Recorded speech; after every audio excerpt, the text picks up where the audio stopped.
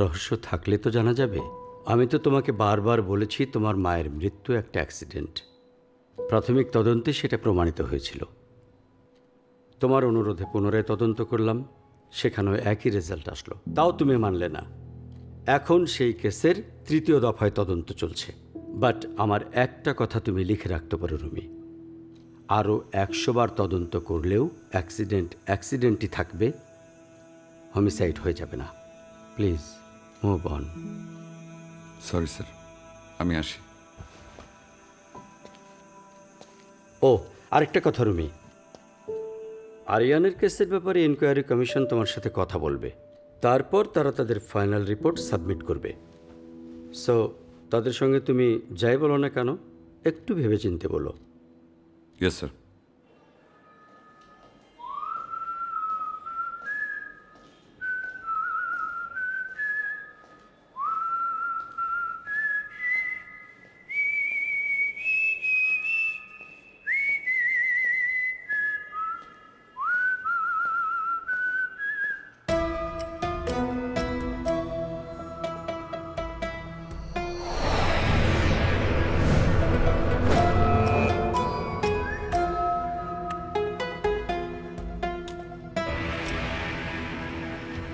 ইশরাক যখন নিখোঁজ হলো আপনি কোথায় ছিলেন? শোনেন, আপনার জিজ্ঞাসাবাদ শেষ, শুধু চা খাওয়ার জন্য আপনাকে এখানে নিয়ে আসছি। আপনার বড় বউয়ের সাথে আপনার সম্পর্ক কেমন ছিল? আমাদের এখানে একটা সিস্টেম আছে, জিজ্ঞাসাবাদ শেষ করার পর আমরা চা খাওয়াই। ধন্যবাদ বাবা। ইশরাক যখন নিখোঁজ হয়েছিল আপনি কোথায় ছিলেন? ছোট ভাই ইন্টার কত সালে? 2018। খুচরা হবে নাকি? জি। নাই, বড় নোট। জি।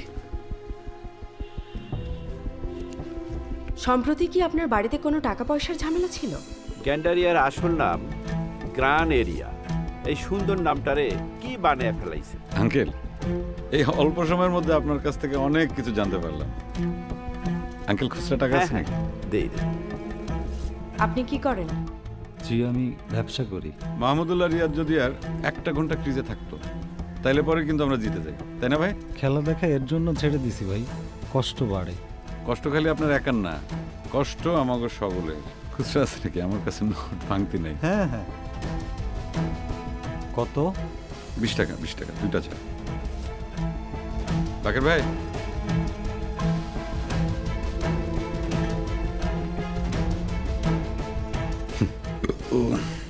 সরি, গ্যাস, চাটা একটু বেশি খাওয়া হয়ে গেছে। স্যার, আমার না খুব জানতে ইচ্ছে করে আপনার এই চায়ের দোকানের ফিলোসফিটা আসলে কি? এই যে তুমি ইন্টারোগেশন করো, তারপর তো ওরা একটু ভিতর সন্তুষ্ট পড়ে না, তারপর ওদেরকে আমি একটু চায়ের স্টলে নিয়ে গিয়ে চা খাওয়াই, গল্পগুজব করি। এই গল্পগুজব করলে ওদের হয় কি যে নার্ভটা একটু শিথিল হয়, তখন একজন ক্রিমিনালের ভুল করার সম্ভাবনাটা বাড়ে। কেউ কি তাহলে ভুল করলো? একজন রাইট হ্যান্ডার, সে কি কখনো তার মানি ব্যাগটা পেছনের বাম পকেটে রাখবে? না, সম্ভাবনা খুবই কম। একজন রাইট হ্যান্ডার মানি ব্যাগ তার রাইট পকেটে আর লেফট হ্যান্ডার মানি ব্যাগ তার লেফট পকেটে রাখবে, এটাই ইউনিভার্সাল ট্রুথ। ইয়েস, কিন্তু আমাদের মতিন সাহেবের মেজ ছেলে এই ইউনিভার্সাল ট্রুথকে মিথ্যা প্রমাণ করেছে। সে ডান হাত দিয়ে পেছনের ডান পকেট থেকে মানি ব্যাগ বের করে বাম হাত দিয়ে খুব স্মুথলি পেছনের বাম পকেটে রাখলো। তাহলে তো অ্যাম্বিডেক্সট্রাস। ইয়েস, অ্যাম্বিডেক্সট্রাস, যাদের রাইট হ্যান্ড এবং লেফট হ্যান্ড সমান তালে চলে। আমার বিশ্বাস মুক্তিপণের ওই চিঠিটা মতিন সাহেবের মেজ ছেলের বাম হাতে লেখা।